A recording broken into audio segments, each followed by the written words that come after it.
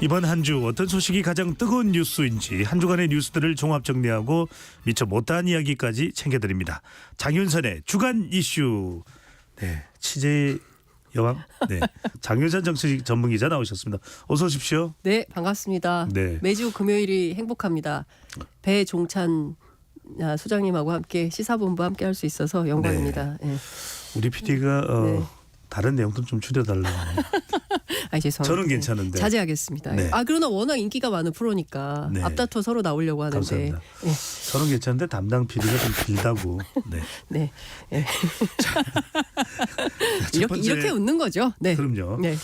자, 김홍일 방송통신위원장 후보자와 관련된 정치권 반응들 나오고 있는데 이 부분부터 시작을 해보겠습니다. 지난주 이제 지명이 됐습니다. 네. 윤석열 대통령이 지난주에 참 이동관 전 방통위원장이 자진 사퇴를 한 이후에 후임자로 김홍일 현 국민권익위원장이 지명됐는데 야권에서는 일단 강하게 반대를 하고 있는데 네. 취재를 해보시니까 어떤 부분에 반대하는 이유가 집중돼 있는지요? 핵심은 또 검사냐 뭐 이거 같아요. 아니 허구 많은 사람 가운데 방송통신 전문가가 없나? 대한민국에 이렇게 많은데 왜 또 검사가 오냐. 거기다가 이분이 지금 국민권익위원장이에요. 네. 그러니까 뭐 야인으로 그냥 계시거나 그냥 어디 로펌의 변호사로 계시는 분이라면 또 모르겠지만 아니 현직 국민권익위원장이고 그리고 되신 지가 1년도 안 됐습니다. 지난 7월에 임명이 됐어요. 그러니까 지금 한 5달 정도밖에 안 된 상황인데 굳이 이분을 왜 해야 되는 거냐. 그래서 어찌됐든 제가 오늘 이거 따끈따끈합니다. 네. 네, 보도가 안 된. 예. 단독입니까? 네. 뭐 단독이라고까지 강조할 필요는 없지만 여하튼 아직까지 보도는 안 나왔다. 네. 뭐냐면 지금 스텝이 꼬인 것 같아요.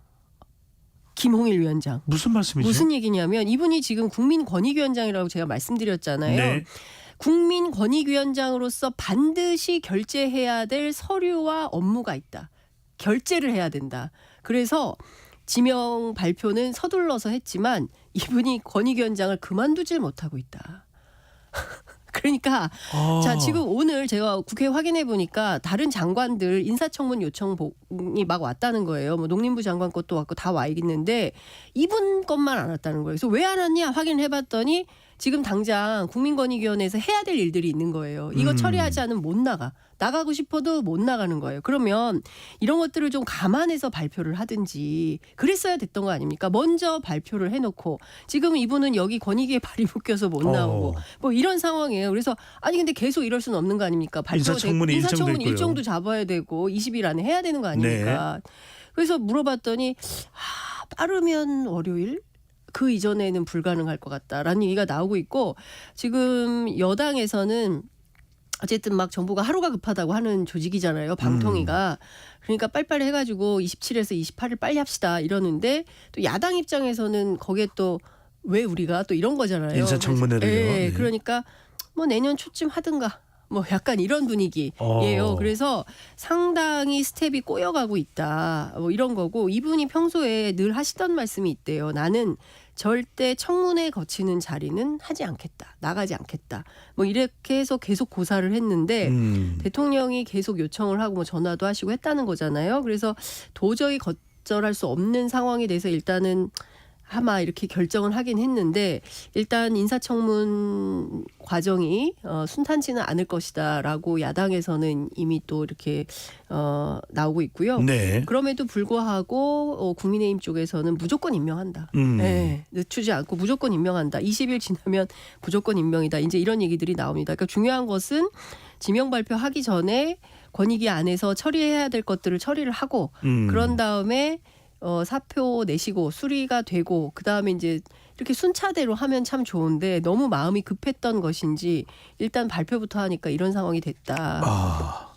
그럼에도 불구하고 이제 인사권자는 윤석열 대통령입니다. 대통령이 그렇습니다. 또 함께 근무했던 인연도 있고 적임자라고 판단한 이유가 있을 텐데요. 이제 그 얘기를 했어요. 그랬더니 지금 보면 복귀해 보면 이분이 그 대검 중수부장 출신이고 말씀해 주신 대로 윤석열 대통령하고 특수부에서 함께 오랜 인연을 가져온 선배 검사신 겁니다. 설렁탕 먹을 때 석박지만 보면 생각나는 선배. 네, 그리운 선배죠.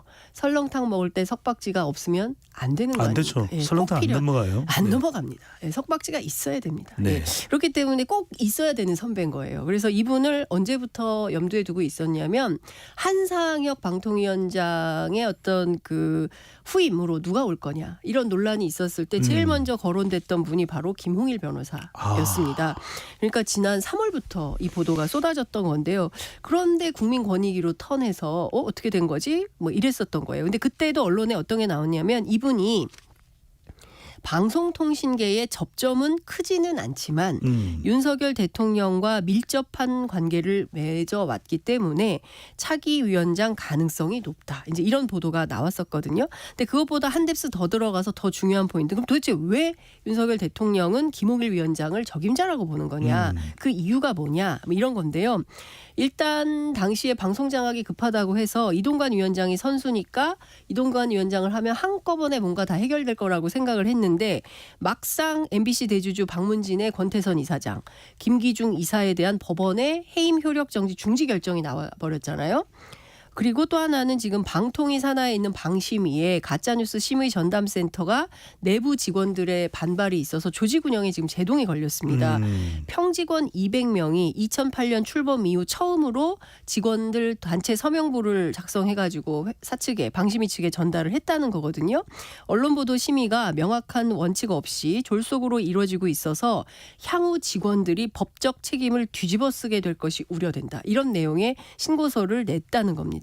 뿐만 아니라 중간 관리자급인 팀장들 11명이 이 방심위의 가짜뉴스 근절 대책이 표현의 자유 침해, 언론 탄압, 검열 논란으로 비판의 대상이 됐다. 이렇게 우려를 했다는 건데요. 이것뿐만이 아니죠. YTN, 연합뉴스TV 이거 민영화 차질이 생기지 않았습니까? 속도감 있게 일처리가 될 거라고 생각했는데 이동관 위원장 시절 이게 잘 안 됐던 거예요. 자, 그러면 여기서 뭐가 문제일까? 법률적 대처를 제대로 못한 탓이 아니냐 이런 분석이 내부적으로 있을 수 있고 그리고 법률적 처리를 똑바로 했다면 되치기를 안 당하는데 권태선 이사장 김기중 이사 다시 돌아온 거 아닙니까? 네. 그러니까 롤백하는 상황이 돼버리니까 이러면 안 되겠다. 믿을 만한 법조인 그분이 가야 된다. 석박지. 예, 김홍일 검사가 필요했던 거죠. 그래서 일단 법률적 쟁점을 잘 알고 검사 출신이고 법조인 출신이니까 능동적으로 바로바로 빠르게 믿을 수 있다. 이 점에서 바로 김홍일 검사가 왔다라고 분석이 나오고 있습니다. 법이 가장 큰 이유였을 그렇습니다. 수 있다. 법률적 판단. 예. 네. 요게 좀 미진했던 거 아니냐. 어떻게 다시 돌아오는 상황을 만들면 안 되는 거잖아요. 권태선 이사장이 됐든 김기중. 그렇죠. 김기중 이사가 됐든 그러니까 이제 이런 상황들을 보면서 안 되겠다. 법률 전문가가 들어가야겠다. 이런 판단을 한 거 아니냐라는 분석이 네. 언론계 주변에서 나오고 있습니다. 물론 방통위원장의 이 성격과 역할과는 무관할 수 있습니다. 네. 무관할 수 있습니다만은 이게 뭐 이제 전문성하고는 관계없는 거지만 상당히 뭐 몇몇 언론에서는 이 김홍일 후보자에 대한 삶이 조명이 되고 있던데 물론 말씀하신 석박지도 있지만 네. 예산고등학교 출신이고 백종원 대표 네. 상당히 가정교사. 예, 가정교사 역할을 했었다. 이런 내용들도 전해지더라고요. 네. 사실 그 얘기는 김대기 비서실장이 먼저 했습니다. 어린 시절 부모를 여인 후 소년 가장으로 농사일을 하면서 새 동생의 생계와 진학을 홀로 책임지고 뒤늦게 대학에 진학한 후에 법조인이 된 입지전적 인물이다. 예. 이 스토리를 들으면 일단 국민을 위해서 오로지 헌신할 준비가 돼 있는 분이다. 윤 대통령의 멘토다. 이제 이런 얘기들을 쭉 했는데 관련해서 윤창현 언론노조 위원장이 무슨 얘기를 했냐면 아니 그래서 이게 방통위원장이 요구하는 정치적 독립성, 투명성, 중립성, 공정성, 전문성 무슨 네. 관계가 있습니까?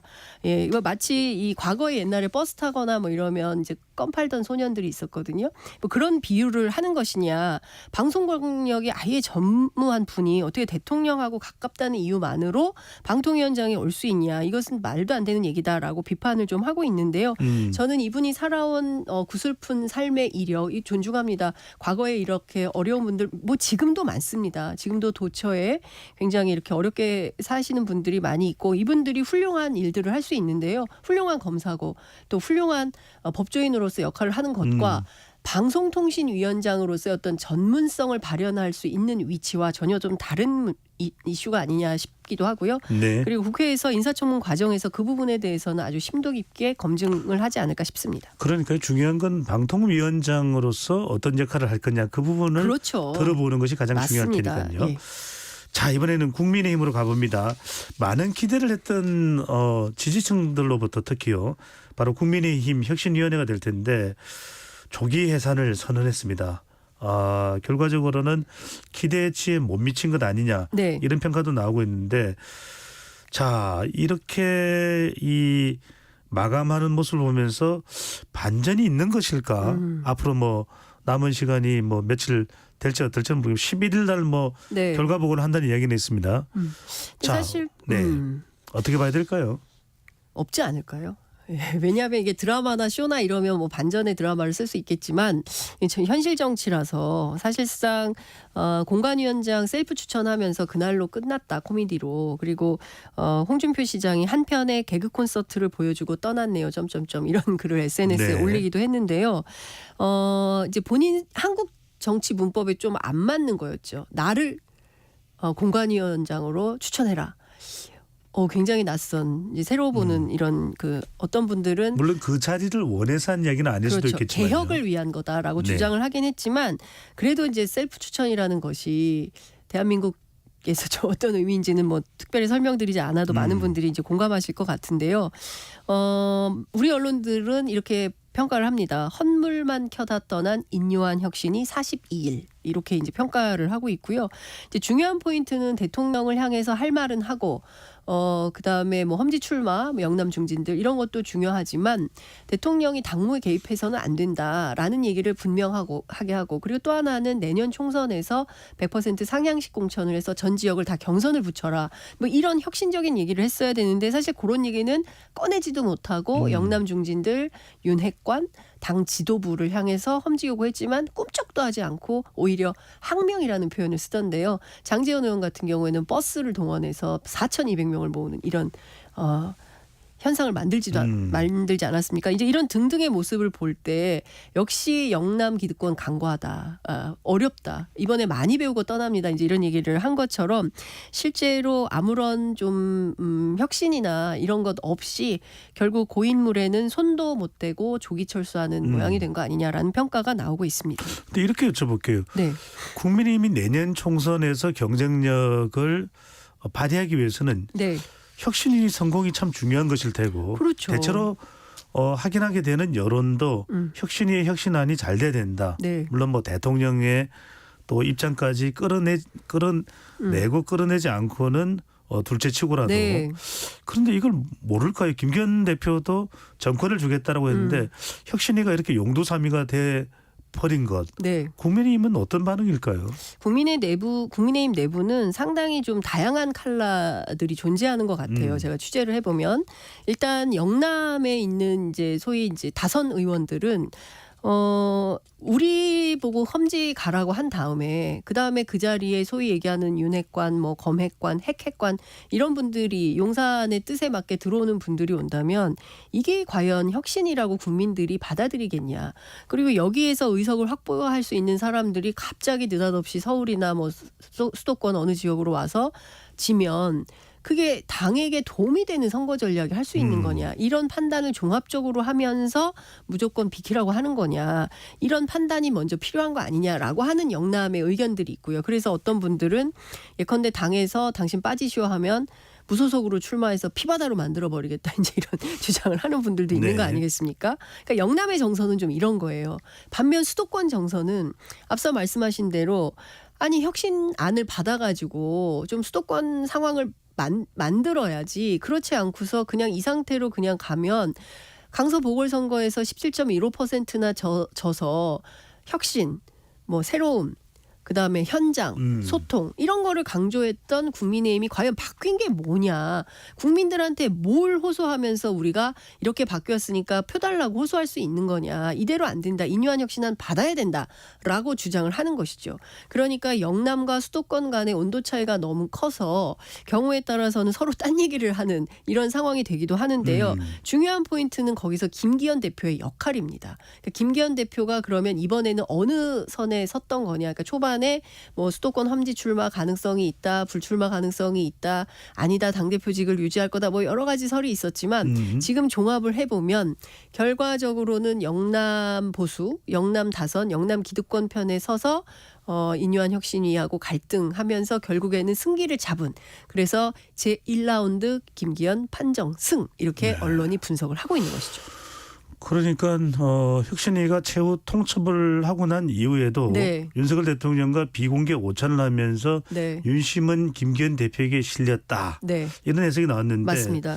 자, 지금 아주 중요한 보고서가 하나 있습니다. 네. 내년 총선을 앞두고 국민의힘이 자체 여론조사를 돌린 결과가 보고서 내용이죠. 네. 한 언론에 보도됐는데 소개를 좀 해 주시죠.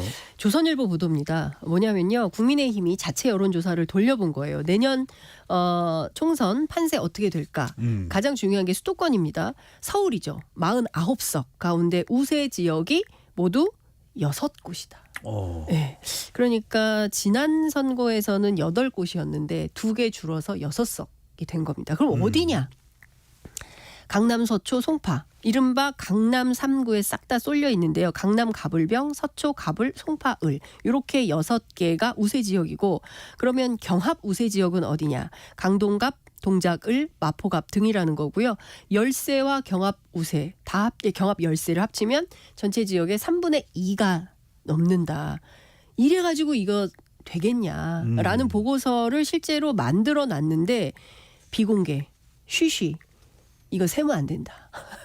이런 가운데 이게 조선일보에 보도가 됐다는 것은 제가 보기에 국민의힘의 어떤 당직자가 우리 당 이렇게 가다가는 수도권 선거 진짜 완전 망하겠다 싶으니까 우려감에서 이 언론의 보도를 통해서 알리고 현 상황이 이러니까 새로운 대책이 필요하다, 이런 걸 좀 요구하려고 했던 게 아닌가 네. 싶습니다.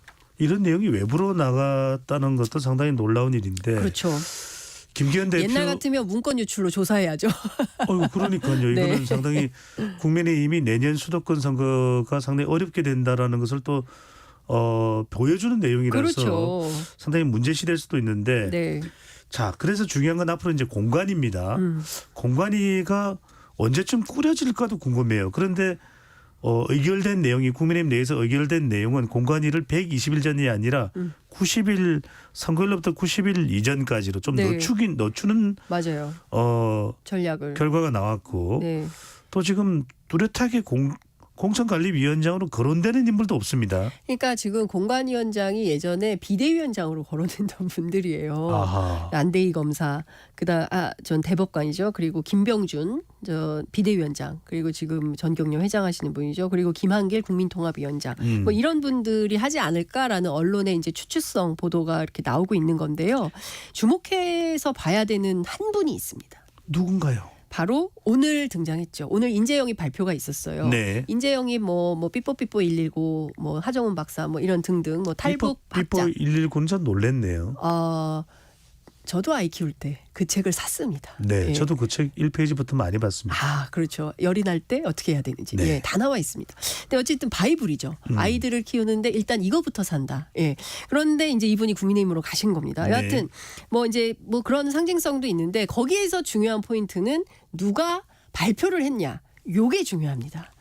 예, 누가 발표를 했냐? 바로 이철규 인재위원장이 등장을 했죠. 이분이 누구냐면요, 원래 사무총장이셨어요. 그러다가 강서 보궐선거 졌잖아요. 17% 이상으로. 그랬을 때 당신 책임지고 물러나 해서 물러났다가 19일 만에 다시 인재위원장으로 등장한 분입니다. 그럼 이분이 왜 주목을 받냐? 보수 쪽에서는 어떤 얘기를 하냐면 내년 선거 이철규 중심으로 간다. 예, 대표는 김기현 대표지만 키맨은 이철규다. 왜 그러냐면 이철규가 명단을 갖고 있다. 무슨 명단? 용산의 명단, 국민의힘의 명단. 이걸 잘 섞어가지고 누구를 어느 동네 어떻게 보낼지를 잘 배치할 분이 바로 이철규 인재영입위원장이다. 잠깐만요. 그러면 공천관리위원장이 누가 되는 건 그렇게 중요하지 않다? 라고 해석할 여지는 있으나 그것은 꼭 그렇다고 말씀드릴 수는 없다. 예, 이렇게 말씀을 좀 드릴 수밖에 없습니다. 네. 왜냐하면요. 사실 정치라는 것은 이제 중요한 건 이런 겁니다. 김기현 대표 체제가 총선 때까지 갈 것 같아요. 그러나 김기현 대표가 모든 거를 핸들링한다기보다는 선거는 아마도 실무. 예, 실무가 또 중요하지 않습니까? 그래서 이철규 인재위원장을 주목해서 봐야 되는 포인트다. 이런 말씀을 좀 드리겠습니다. 그리고 뭐 최근에 쭉 나오는 이런 명단들은 사실 기존에 당이 갖고 있었던 명단이라고 해요. 그러니까 앞으로 이제 그 12월 그리고 1월에 뭐 민주당, 국민의힘 곡소리가 날 것 같은데요. 이때부터 어떤 분들이 쭉 나오는지 그 발표되는 포인트들을 보면서 검사들이 많은지 아닌지 전문가들이 들어가는지 뭐 이런 등등을 좀 지켜봐야 될 것 같습니다. 네. 지금 장윤선 기자의 설명을 들어보면 국민의힘이 앞으로 공천이 어떻게 될지는 삐뽀삐뽀. 네. 이철규 인재영입위원장의 네. 눈빛과 또 표정을 보면 되겠네요. 네, 그렇습니다. 알겠습니다. 자, 민주당으로 넘어가기 전에 신당 네. 관련해서 하나 취재된 거 여쭤보고 네. 좀 들어보겠습니다. 예. 오늘 오전입니다. 새로운 선택. 네. 금태섭 전 의원과 정의당 세 번째 권력 조성주 운영위원장 그리고 류호정 의원이 네. 신당을 창당하겠다고 선언했습니다. 같이 창당한다는 거죠. 네. 금태섭 전 의원이 최근까지는 이준석 전 대표와 논의하는 그렇죠. 그런 어제 모습도 뭐 라이브 방송도 했어요. 그러니까요. 예.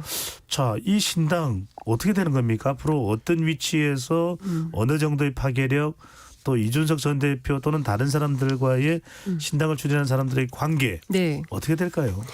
오늘 이런 얘기를 했어요. 합리적 진보 그리고 개혁적 보수를 비롯해서 다양한 생각과 주장을 가진 모든 분들이 함께할 수 있는 그런 정당을 만들 것이다. 라고 얘기를 하면서 우리는 반윤도 반명도 아니다. 이제 이런 주장을 했거든요.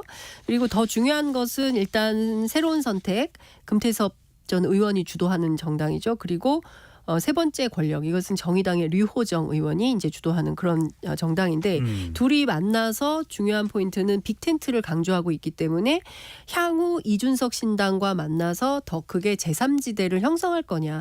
사실은 시민들이 보는 관전 포인트는 여기 있다고 저희 그러니까요. 청취자분들이 가져야 되는 포인트는 여기 있다고 보는데요. 그 제가 또 취재를 하지 않았습니까? 이준석 신당 측에 그래서 오늘 이렇게 기자회견을 했는데 그러면은 이준석 대표하고 삼지대에서 만나는 거냐.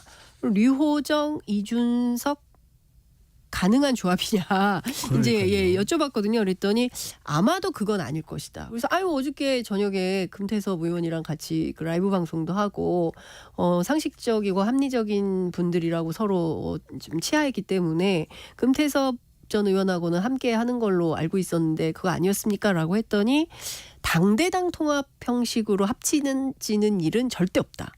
이런 얘기를 합니다. 그러니까 조금 모호하기는 한데요. 그리고 또 상황을 좀 지켜봐야 될 것 같긴 한데 이준석 신당 측에서는 지금 만들어지는 그 새로운 선택과 세 번째 권력의 신당 창당 요 당과 이준석 신당이 일종의 당대당 통합, 당대당 합당을 하는 모양으로는 가지 않는다라고 하기 때문에 개별적 개인이 들어가는 방식이 될지 이것은 조금 지켜봐야 될 것 같습니다. 하여튼 복잡합니다. 당장은 아니다. 예, 당장은 아니다. 각자의 길을 가게 될 가다가 것이다. 예. 누군가는 그러더라고요. 내년 총선을 사자성어로 이야기하면 각자 도생이 될 것이다. 네. 너무 민주당으로, 많죠. 예. 민주당으로 가봅니다. 네. 민주당이 어제 이제 중앙위원회를 열고 자 공천룰과 전당대 룰 변경됐습니다. 네. 비명계가 반발하고 있는데요. 자 어떻습니까? 이런 반발 뭐 앞으로 비명계가 탈당하는 데에 이유가 될지 또 당내 상황은 지금 변경되고 난 이후에 어떤지요? 일단은 좀 양측의 입장이 다릅니다. 예, 그러니까 뭐 이런 거예요. 통칭 이제 비명계로 통칭되는 분들은 이렇게 주로는 현역 의원들인데요. 지금 일단 첫 번째는 왜 지금 대의원 전당대회의 표 반영 비중을 갑자기 이걸 하느냐. 그러니까 전대 앞두고 해야 되는데 내년 총선 앞두고 있는데 왜 이걸 하는지 잘 모르겠다라고. 그러니까 내년 총선 끝나고 나서 해도 될 텐데 되는데 왜 그래? 네, 이 의문이 하나 있고요. 그리고 또 하나는 지금 하위 20%를 이제 30%로 높여서 반영하겠다는 건데 국민의힘 같은 경우에는 하위 20%면 컷오프 대상이 되는 거거든요. 그러니까 아직 국회에 진입하지 못한 원외위원장들은 국민의힘만큼이라도 똑같은 개혁을 해라라고 이제 요구를 하는 것이고 민주당 안에 있는 현역들은 아니 1년 전에 정해진 공천 룰대로 하면 되는 거지. 선거 몇 달 앞두고 갑자기 이거를 왜 바꾸냐. 친명당 하려고 그러는 거지. 이재명당 하려고 하는 거지. 막 이렇게 이제 비판을 하고 있는 것이고요. 그게 하다 보니까 뭐 독재 권력, 나치, 태극기, 황교안 전 대표 막 험한 말들이 어제 많이 나왔습니다. 중앙위 이원욱 현재. 의원과 예. 윤영찬 의원도 상당히 날을 그렇습니다. 세웠어요. 예. 사이큰 지금 민주당 안이 이게 어제 열린 중앙위원회 후로 굉장히 좀 살벌해지고 있는데 그러면 이 친명당이 되면 비명계가 나갈 거냐? 꼭 그렇지는 않다. 예, 뭐 그런 얘기가 나옵니다. 그래서 제가 얘기해 보니까 이제 핵심이 이제 하위 20%에 누가 걸릴지, 어떤 사람이 대상이 될지 이거고 중요한 포인트는 내가 해봤는데 경선 돌파가 될 것 같아. 그러면 남아 있는 거고요. 가만히 있어봐. 경선 돌파가 안 될 것 같아. 그러면 탈당할 가능성이 있다라는 전망들이 나와서 요거는 지금 얘기하기는 어렵고 내년 1월 정도에 갔을 때 그때 이제 피 튀기는 당내 투쟁 속에서 산자와 나갈 자가 갈리지 않겠냐라는 전망들이 나오고 있습니다. 유독 내년 총선을 앞두고 왜 이렇게 피가 튀기는 걸까요? 네, 비명계가 그러니까요. 남을지 잔류할지 아니면 나가게 될지는 좀 더 경선 경쟁력이 있는지 없는지 좀 판단이 필요할 수 있을 것이다. 네. 그리고 또 하나는 이런 것 같아요. 그러니까 이낙연 전 대표가 사실은 문재인 정부에서 총리도 하시고 또 당대표도 하시고 평생 호남 정치인으로 민주당만 하셨는데 이분이 최근에 이재명 대표를 직격하면서 뭐 제3정당의 필요성을 언급하고 뭐 쫓아내면 쫓겨내야지 뭐 이제 이런 뭐 나가야지 뭐 이제 이런 등등의 발언을 하시니까 이걸 여쭤보려고 그랬어요. 네. 그래서 이낙연 전 대표가 방송 활동이 참 많아졌습니다. 그래서 네. 톤도 높아지고 맞습니다. 궁금한 것이 이낙연 취재 내용으로 볼 때 이낙연 전 대표 과연 탈당할 것인가 신당을 만들 것인가 또는 이낙연 전 대표가 이른바 두 명의 또 다른 전직 총리 김부겸 정세균과 손잡아서 공동 창당이나 정치 세력화를 할 것인가 네. 어떤 상황일까요? 그러니까 이제 결론부터 말씀드리면 일단 삼총리 연대당. 네. 예, 삼총사가 아닙니다. 예, 삼총리 연대당. 이거는 가능성이 제로다. 꽝이다. 불가능하다. 왜냐하면 세 분 모두 성격이 다 다르다. 안 된다. 이제 얘기를 전제를 깔고요. 네. 첫 번째 이낙연 전 대표는 그럼 어떻게 할 거냐. 생각이 기울었다. 예, 그러니까 나갈 가능성이 없었는데 있을 수도 있다. 근데 윤영찬 의원 같은 경우에는 무슨 뭐 실제로 실무적으로 신당 창당을 위한 준비가 진행되는 것도 아니고 구체적인 것도 아니다. 그냥 화가 많이 나셔서 이렇게 얘기하시는 거다 정도로 이제 설명을 하고 있는데 시사저널 보도에 따르면 실무진들한테 신당 창당 작업을 시키고 있다라는 것이고요. 그래서 요거는 조금 더 종합이 필요한데 어쨌든 정치인들은 이낙연 전 대표의 생각이 기울었다. 이렇게 이제 표현을 하고 있습니다. 그리고 정세균 전 총리는 오늘 보면 전략공천관리위원장에 안규백 의원이 지명이 됐습니다. 이분이 사선 의원이고 정세균계의 핵심입니다. 아하. 예, 요걸 보면 뭘 할 수 있냐. 정세균 전 총리는 안 나간다. 예, 안 나간다. 예. 왜냐하면 정세균 전 총리의 복심이나 정세균계라고 알려진 분들한테 네. 제가 오늘 새벽부터 전화를 돌렸습니다. 예, 이른 아침 송구하지만 전화를 드려서 확인을 했더니 우린 안 나갑니다. 예, 이런 얘기를 하고 계십니다. 그래서 정세균 전 총리가 뭐 쉽게 물론 지금 당 운영에 대해서 또 이재명 대표의 리더십에 대해서 하지만. 예, 비판하고 문제 제기하고 당 운영을 조금 더 지금보다는 유연하게 그리고 활발하게 이렇게 가져가야 될 때에 대해서는 지적은 하시지만 네. 그렇다고 해서 뭐 당을 나가서 신당을 하고 아닙니다. 잠깐만요, 장 기자님. 이 네. 내용에서 궁금한 게 네. 이원욱 의원도 정세균 전 총리하고 상당히 가깝거든요. 그렇죠. 그래서 제가 물어봤습니다. 네. 아니 이원욱 의원은 왜 그럽니까? 그랬더니 우리도 몰라. 자기가 좀 전화해서 물어봐봐 이렇게 얘기를 하는데 네. 이원우 의원님이 화가 많이 나신 것 같고 근데 이분도 이제 평소에 통화를 해보면 뭐 합리적으로 잘 말씀해 주시는 분인데 여하튼 지금 상황 낯이라는 표현을 썼습니다. 네, 네. 네, 하여튼 그런데 좀 그런 얘기도 하세요. 근데 원래 내가 꼭 탈당할 마음은 없었다. 그런데 막 싸우다 보면 하다가 탈당하는 경우가 종종 생긴다는 거예요. 정치인들이. 이원우 의원이 그럴까봐 걱정된다라고 주변에서 얘기를 하는데요.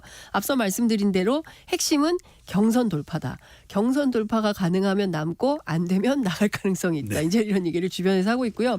세 번째, 김부겸 전 총리도 실제로 주변에 그런 말씀을 좀 하셨대요. 그런 생각 없으니까 자꾸 그런 얘기 만들지 말라라고 얘기를 했기 때문에 지금 스코어로 보면 이낙연 전 총리만 생각이 좀 기운 뭐 이런 상황이라고 종합 정리할 수 있을 것 같습니다. 네.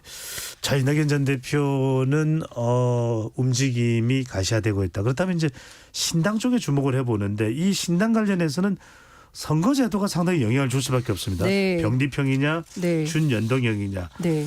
자, 국회가 선거구 획정, 선거제도 개편 논의로 몸살을 앓고 있는데 예. 유권자들은 참 혼란스럽습니다. 어느 게 뭐 언제쯤 어떻게 되는 건지. 그러니까요. 서울이 이제는 한 곳이 줄어들었죠. 49곳이 되고 이렇게 되는 게 다 확정이 된 건지 네. 병립제가 되는 것인지 비례 투표는 또 준연동형이 되는 건지 어떻게 되고 있습니까? 그러니까 일단 두 개를 좀 나눠서 설명을 드려야 될 것 같은데 얼마 전에 선거구 획정위원회에서 선거구 획정 관련된 이제 입장이 나왔는데 민주당이 당장 반발을 했어요. 왜냐하면 민주당이 유리한 선거구라고 할 수 있는 경기 부천, 전북 지역에서 각각 한 석씩 줄었거든요. 네. 이거 안 된다. 이럴 수 없다. 그래서 다시 이거 안 되니까 국회 정개특위 차원에서 2+2 회의를 다시 소집을 했습니다. 그래서 어제부터 다시 재조정 회의를 하고 있고 이게 언제 끝날지 모르겠어요. 그러니까 요거 끝나야 그 다음 단계로 선거제도 개편 논의가 들어가는데 아마도 다 합치면 한 내년 1월. 그러니까 1월이 취재가 또 많은 계절이 오고 있습니다. 신년부터 바빠질 것 같은데요. 여하튼 지금 상황은 이렇고요.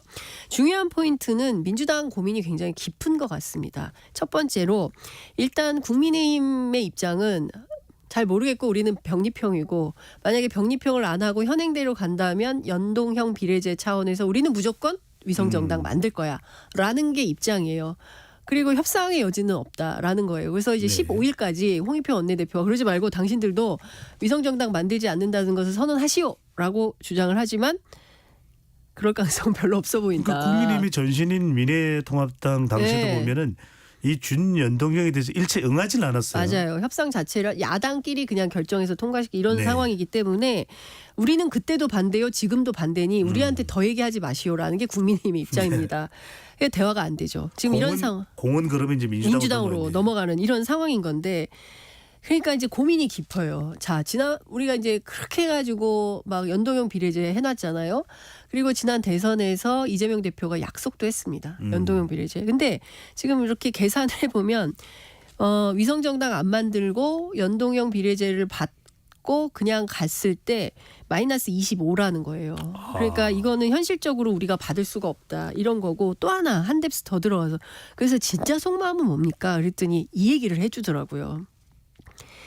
지금 보면 국민의힘은 네. 위성정당 만들죠. 그리고 이준석 신당 나오죠. 그럼 이준석 신당이 지금 보면은 최소 7% 이상은 나온다는 거예요. 그러니까 중요한 거는 연동형 그러니까 그 권역별 비례제를 깔고 연동형으로 할 건지 병립형으로 할 건지 요걸 좀 정해야 되는데 예컨대 지역별로 비례제를 만약에 한다면 3% 이상이 돼야 의석을 하나 받을 수 있는데 죄송합니다만 보수 진보 쪽에는 정의당, 진보당, 용해인신당, 사회민주당, 열린민주당, 송영길당, 조국당, 이낙연당 다 각자 하면은 다 3% 미만이라는 거죠. 그럼 다 합쳐도 한 7개?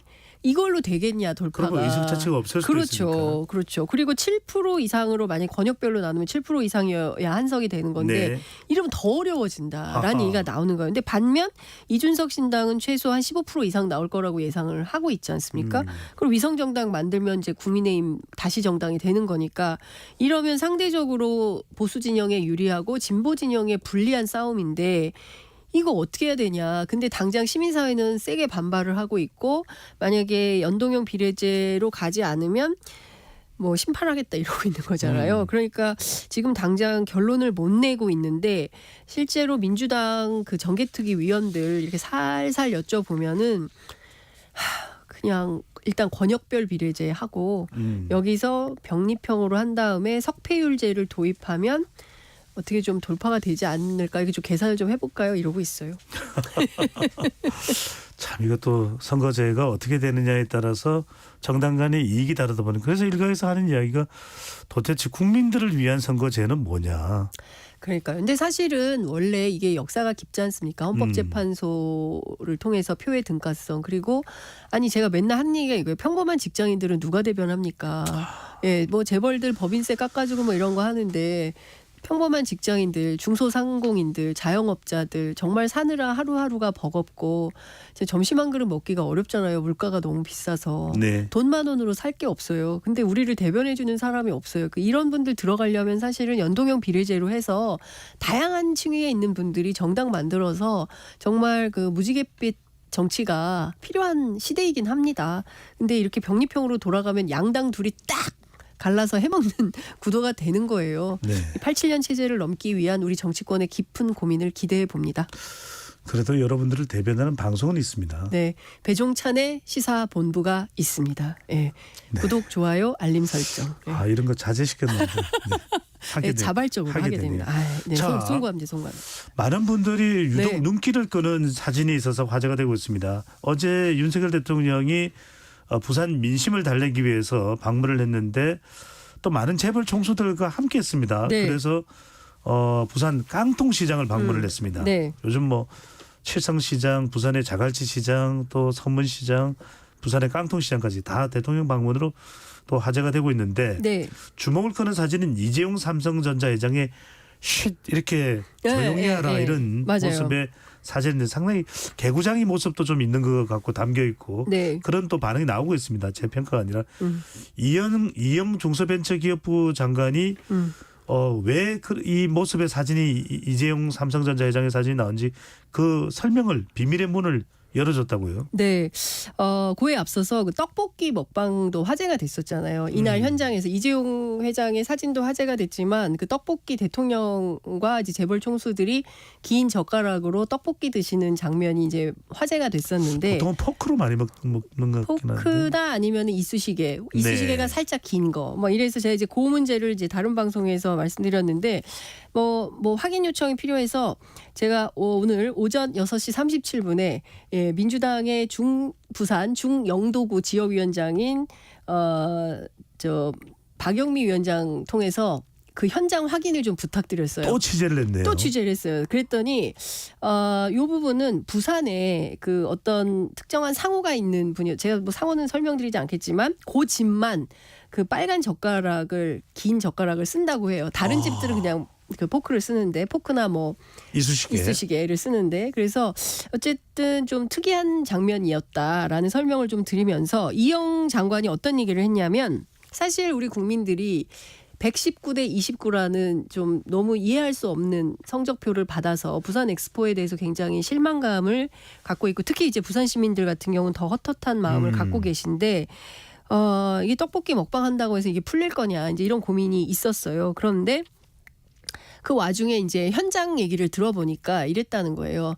윤석열 막 이렇게 환호하고 대통령을 연호했군요. 네, 대통령을 연호하면서 분위기가 막 모아지는데 그중에 어떤 상인분들이 이재용이 이랬던 겁니다. 예, 그러니까 날 띄우지는 마시고요 이런 거네요. 그렇죠. 그러니까 이재용 회장 입장에서는 대통령 계신데 내 이름 나오면 안 되잖아요. 그래서 하지 마세요. 뭐 이제 이런 현장이었다라고 이제 설명을 해주고 계십니다. 근데 그 저희 기자들 입장에서 보자면 대통령 심기 경호가 그렇게 중요했나? 뭐 이런 질문을 좀 드려봅니다. 네, 저는 문득 그런 생각이 들었습니다. 네. 이재용 회장이 평소에 떡볶이를 잘 드실 기회가 없었나? 네. 너무 맛있게 먹고 더 달라고 상점 주인에게 네. 가게 주인에게 더 주세요. 네, 저도 먹고 싶네요. 끝나고 떡볶이를. 네. 자, 오늘 말씀은 여기까지 듣겠습니다. 지금까지 장윤선 기자와 함께했습니다. 잘 들었습니다. 네, 감사합니다.